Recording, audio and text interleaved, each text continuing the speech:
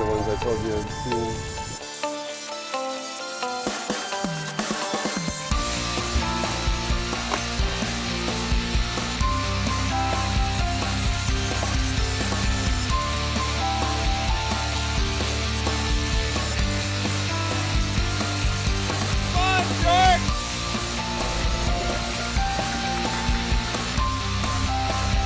He doesn't come off.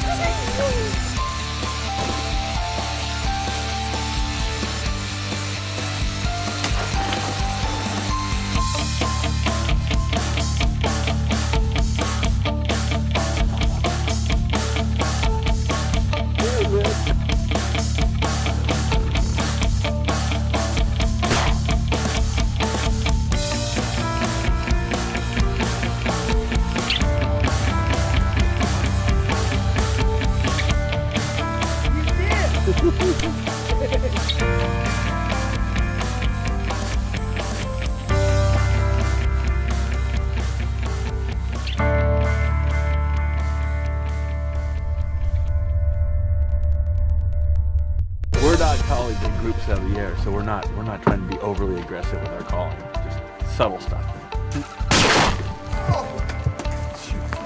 Good shot. There's birds on the wing, and it's all happening. It's all going on right now. Okay, take it. Go shoot. Upper stratosphere. And they find, you know, the new honeymoon spot. We're gonna make babies. So I'll go over the top like that.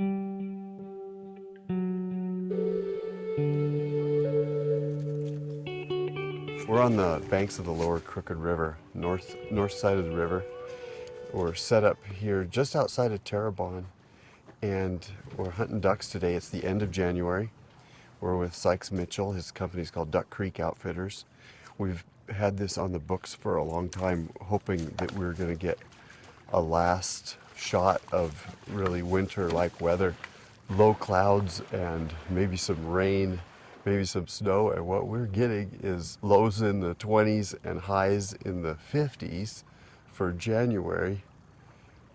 It might be tough to get some ducks today. We'll see what happens, but we're gonna give it our best shot. We've got decoys set out on the river, and we got a black lab named Drago, and got my A-team of hunters along for the ride, and we'll just see what happens. You know, there's nothing simpler than an over/under. Yeah. So, but when you're bringing up a couple of imaginary points at it, as you can see, you can swing left and right and see how it works. Because when your cheek should just touch that right there, and then swing it back and forth, and you'll be fine. Forward to fire and all the way back for safe. So forward to fire. If we can stay behind the burlap, you know, that's great. If we get geese working, you know, no movement is more important than, you know, if they pick us off, game's over. They don't like that. So still, even if you're out of position, just stay still, and we'll get you to your gun or your shooting hole if you step over to talk to somebody. The worst thing you can do is, where? You know? So we're all on the same page. And if I say mark or bird, it's out in front of us, and then that big white light towards South Sister, that's our 12 o'clock. So everything's based off of that. It's at 12 o'clock, it's at 1 o'clock. So if they're coming in, if you guys can't see the birds, I'll just keep telling you where they are in correlation to that. That's what I know. Or do you think I would chase them away? Well, I'm not sure if I can say I've ever heard you call. We're not calling big groups out of the air, so we're not trying to be overly aggressive with our calling. Just subtle stuff. Birds.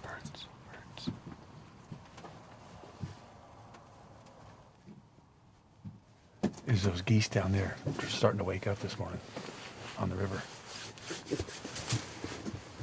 Is it okay if I call? Yeah, this is the duck hospital. Come right in. We'll take care of you. Sam, my son, goes, Dad, you know, they don't see as good at night as people think. They only do that because we force them into feeding at night. They'd feed at day if they could. I said, yeah, well, how do you know all this stuff? And he starts spouting off all this stuff. He goes, they have 7 times the vision as we do. And he goes, and their retina has 2 cones instead of 1. I'm like, you're 13. Don't start telling me about duck cones and their retinas. And he keeps going with it. Yeah. He goes, their hearing's twice as good as us. He goes, and on the water when we're talking, he goes, they can hear us from 300 yards away. And I got guys that'll stand up here. They're like, holy crap, there's a duck! And then they will turn, oh, that was gun shy. That's not the truth. But, you know, we've kind of lost touch with sneaky duck hunters. It's, Oh, absolutely. oh, man. Yeah. Yeah.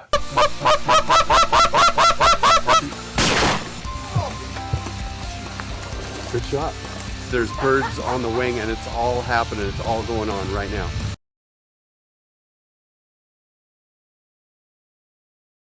A guy showed me that hunting the Snake River, and all the mallards were still, but he had the teal were moving. We smashed them. It's just that little bit of movement for an attractor. So I'm throwing a few different tricks out there. But that was very astute of you to pick up on that, Gary. I gotta take it out, put it back in the duck bag very gently because he doesn't like it. You know, no comments about his short rudder. We see mallards, widgeon, a lot of ringbill right now, and some goldeneye, and occasional teal. But it's been a really weird season up and down the Pacific coast, so we're not seeing the big flights of mallards like we normally see. So last year, from here down to the concrete bridge, we probably had, we got geese.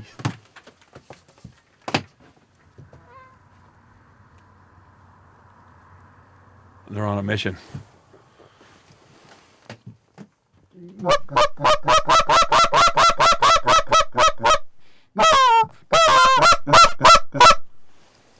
They're out of here.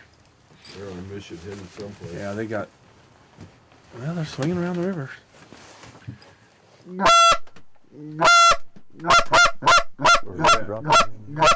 Pretty far. Pretty far.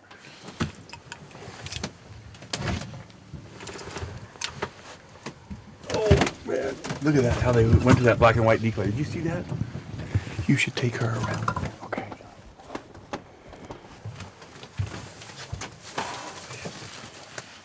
So just walk straight towards him. Walk straight toward He's gonna go that way. So get ready to take a shot. Take your gun off safety and start walking straight at him. Good shot. You got to be ready for this stuff when it happens. 1 minute you're sitting around telling jokes and laughing and looking at the dog, and then the next there's birds on the wing, and it's all happening. It's all going on right now. That was fantastic. Take a high five on that. You swore on that. And you banged him. Good job. You know, that gun had... Come on, Drago. Target gun. I was doing the victory lap. It's got the dots. Is that a Boros goldeneye? It is. It's got those. See that? Yeah. It's even better than a regular goldeneye. was thinking. It's a Boros. That's a great duck. It's a Put that in the light. Look Watch at the the purple. iridescence in it. Yeah. It goes from green to purple. Very cool bird. That bird probably is from Alaska. Yep. It came down from Alaska. It's not going back. No. He's not going back. Right up, and you got your cheek on it. That was good. I've shot a lot. Yeah, I know you how did. To, I know how to shoot. Well, yes, you do.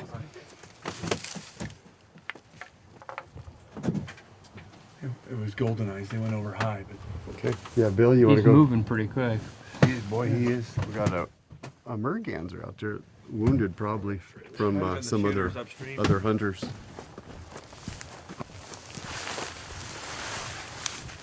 Don't want to push down river. That's weird.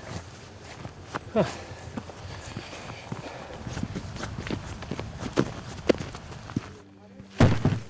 Well, that was a wounded bird, so that would have been good No, to shoot. but Yours was flying, and that's the way you want to do it. Okay. Yeah. Last night I was thinking about this hunt. I was thinking about this river, and the way it looks now. But I know that things have changed quite a bit. What do you know about the way this looked before it was developed? The reality of it is, this thing gets so hot now, but that it was completely shrouded in shade, and it probably was quite productive in a lot of different reasons. But And shade is what steelhead need, and it's good for ducks too. Oh, yeah. Oh, yeah. the ranchers get a bad rap for the cows tearing the banks up. But if you look at these banks and you see how straight up and down they are, how they're broken off, and they're calving like straight down below the blind, you can see how they're calved. the Corps of Engineers, when they let water out, a lot of times they let out the prescribed amount that's behind the dam, and they don't do it over weeks. They do it over a couple of days. We need to move X amount of hundreds of acres of water out of the dam, and so they blow it right to the top of the banks, and then they drop it right back down to a level like this. And what happens is the ground is so saturated it calves. It's just like an iceberg, and it just falls into the river. You don't get that steep bank like that from cows doing that. That's not a cow walking up a bank that makes it drop off like that. That's from not managing the water that they have behind the dam as it comes out of the dam. A lot of conservationists want to point at the cow because they see the cows in the field. Cows don't need to be in the water except for where they need to water. They're not water buffalo. That's not their habitat. What they have done to this river by bringing it up to bank full and then dropping it down 3 days later, this soil base has such sand that when it drops, there's so much weight in that clay river bottom, it just is top heavy and it just falls forward into the river and washes away. That's what you're seeing a lot of this along in here. I'm hearing birds right now. We're surrounded. Go shoot. Upper stratosphere.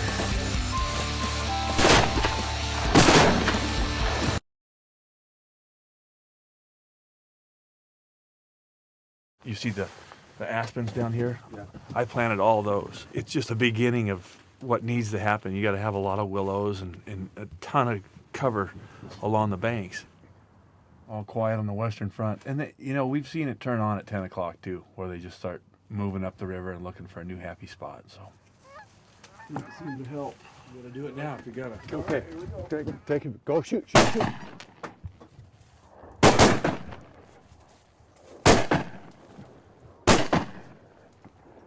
Upper stratosphere. I think we might need to Bring out the prayer. bring out the prayer. I'll take my hat off though. We should Yeah. take our hat off and do the prayer. Drago, will you help us? Dear Lord, thank you for my new friends and old friends to come here to duck hunt today.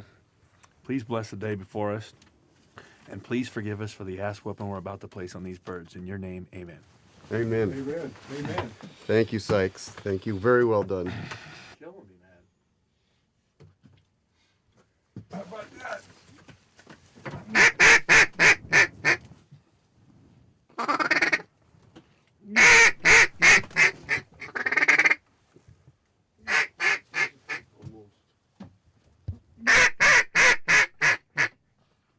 Two geese coming at us from downstream. I know you got Drago from England. Tell us that story. I got him for a mule deer hunt. I traded a hunt for a dog. He comes from a very good line in England out of Drake's Kennel or Drake's Head Kennel. And so it's kind of not that common to get a dog over the big pond, as they say. So he's been a great animal. We might walk down and split it up two different ways. So I'll go down there and kind of guide you which directions. I like mine. Just cut it right across the field Okay. to that tree, Right. and then I'll take Gary and Renata, and we'll go up and around the river this way. Uh-huh. You guys get down there, and we'll just do a push. We might get to eat that duck tonight that you shot.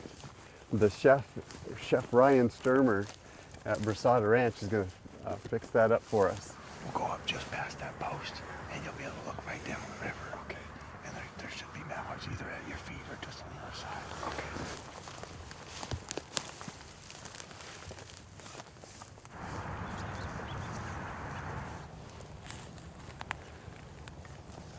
Okay. Let's just walk up to the corner here just to see if there's something there.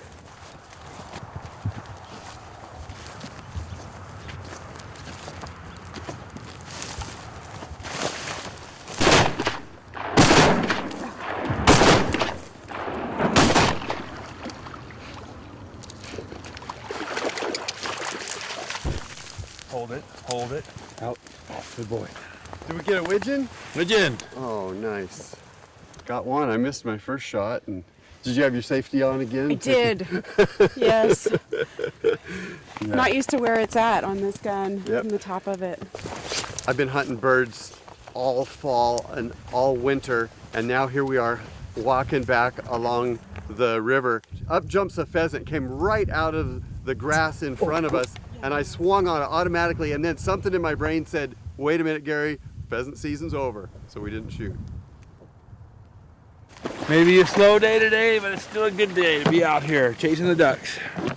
Not much of a quack attack today, but still a good day. We were driving out, and we feel like the hunt is just about over, so I could call it. But there's one more spot to try, so we parked the rigs, and then we got out. There's no cover. We had to just kind of do a low walk across this open field and spread out a little bit. And sure enough, they were there on the water and getting up.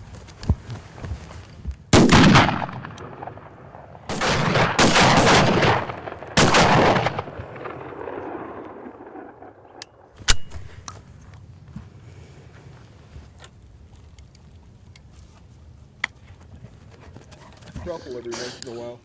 Way to go, One Puppy. of those moments. That was great. Okay, we did it. You know what? I love it when a plan comes I together. know. Look at that proud Oh, dog. look at him. He goes, "Where's my dad? I gotta take him. I gotta show my dad."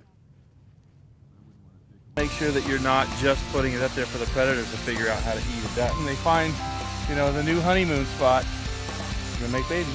I'll go over the top like that.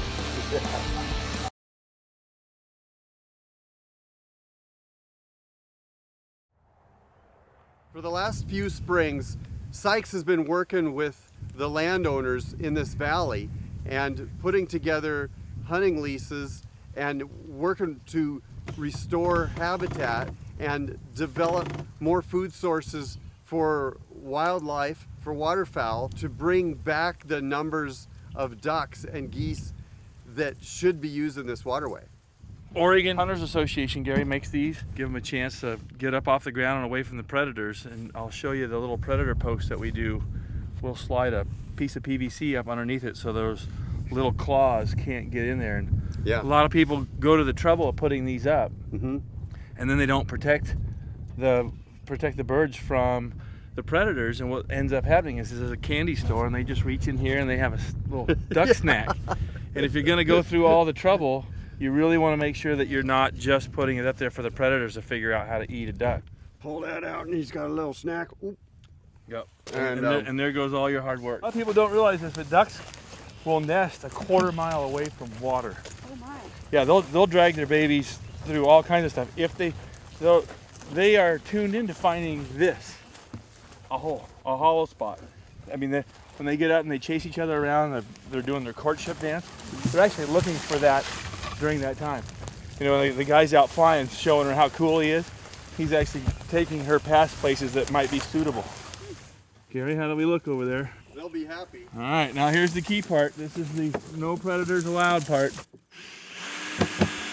Come on. What you have there is a new hotel. The ducklings can get in and once they get to the water, they got lots of places to hide. Mom's got a safe place. Predators can't get to them. So, you know, when they come off the river and work these sloughs and they find, you know, the new honeymoon spot, they're gonna make babies. That's all we gotta do is just give them a little chance. So what is their main predator around this area? Raccoons, a lot of skunks, any of the ducks that, you know, the wood ducks and the hooded mergansers use these. They're gonna find that the predators that can climb trees, mostly the raccoons, are the tough ones, but the skunks probably do more damage to the mallards that nest on the ground and the widgeons that are on the ground. And that's just cover and hoping you can get enough predation control. We've done this before. Go right down the under that one. That's what I do, yeah.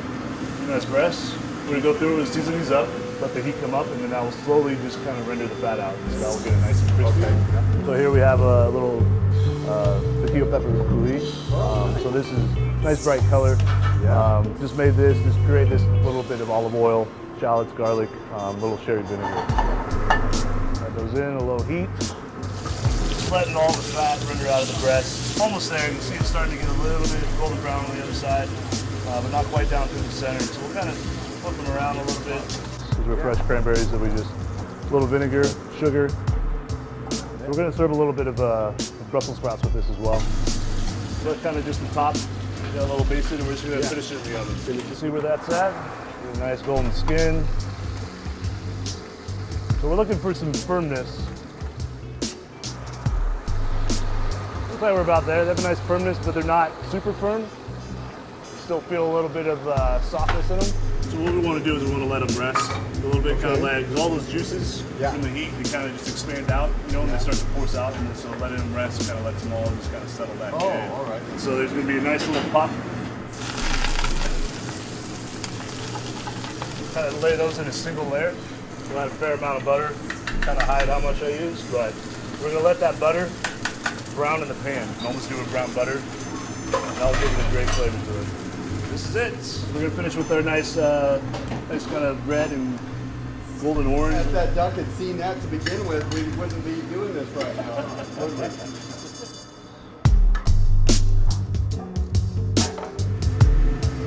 Not nice. Nice. Over the top like that. A little bit around the plate. Oh, good. There is our duck. There's our duck. Nice bright colors, a little green. That's beautiful. That is gorgeous. I can't wait. I think we need to try it. But we also need to save a little bit for our guests. Yeah, I can do that. We get that roasted pepper, kind of that roasted Brussels sprouts, and a little sweetness with the cranberry. Yeah. Tastes good. That's wonderful.